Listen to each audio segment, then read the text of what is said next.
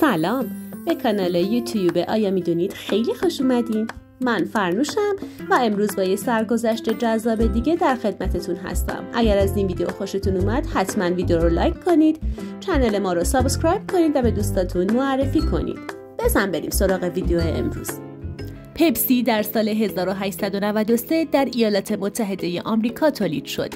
این برند توسط پپسیکو به یکی از معروف‌ترین برندهای نوشیدنی غیر الکلی در سراسر جهان تبدیل شده. این برند توسط کالب برادهام که در سال 1867 در کارولینای شمالی ایالات متحده آمریکا به دنیا آمده و زندگی می‌کرد تولید شده.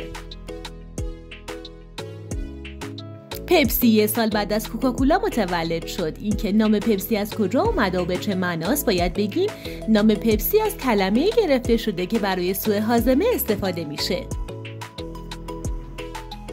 آلپ فرمول پپسی رو توی داروخونه پیدا کرد. اون نام این نوشیدنی سیاه و شیرین رو نوشیدنی براد گذاشت. نوشابه پپسی مخلوطی از شکر، آب، کارامل، جوز هندی، روغن لیمو و بسیاری از مواد طبیعی ساده بود که در آب پنهان شده بودند. افرادی که این نوشیدنی رو مصرف می‌کردند عاشق اون می‌شدند و شروع به مصرف مداوم اون می‌کردند.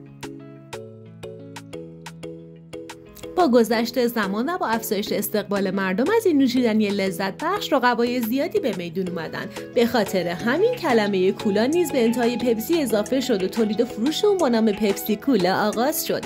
برند پپسی اولین برندی بود که از بطری‌های پلاستیکی استفاده کرد، چرا که دیگه جای نگرانی برای شکستن نداشتن. مزیت دیگه استفاده از بطری‌های پلاستیکی جلوگیری از فساد پذیری نوشیدنی توی اون بود. به عبارت بهتر بطری‌های پلاستیکی از فاسد شدن نوشیدنی جلوگیری می‌کردن و اجازه میدادن که نوشیدنی‌های زیادی توی اون ریخته بشه. به لطف پپسی استفاده از ظروف پلاستیکی برای نوشیدنی‌ها نیز به یکی از استانداردهای شرکت‌های نوشیدنی تبدیل شده.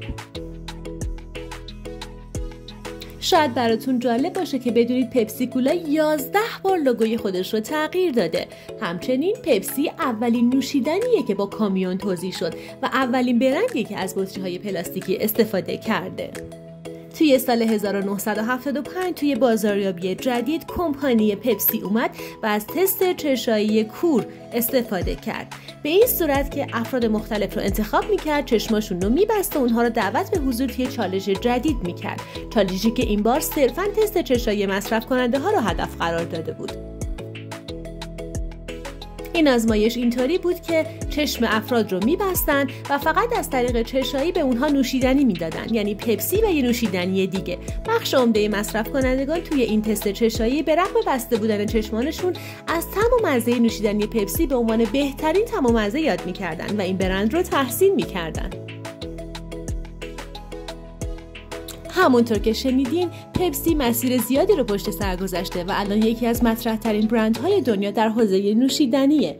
شما کدوم نوشیدنی رو بیشتر دوست دارین؟ پپسی، کولا یا نوشیدنی‌های دیگه؟ حتما برامون کامنت بذارید. ممنون از توجهتون دوستان. توی قسمت‌های بعدی سرگذشت جالب برندهای دیگر رو با هم مرور می‌کنیم. مرسی که همراهمون هستین. تا ویدیو بعدی شما رو به خدا میسپارم. خدافظ.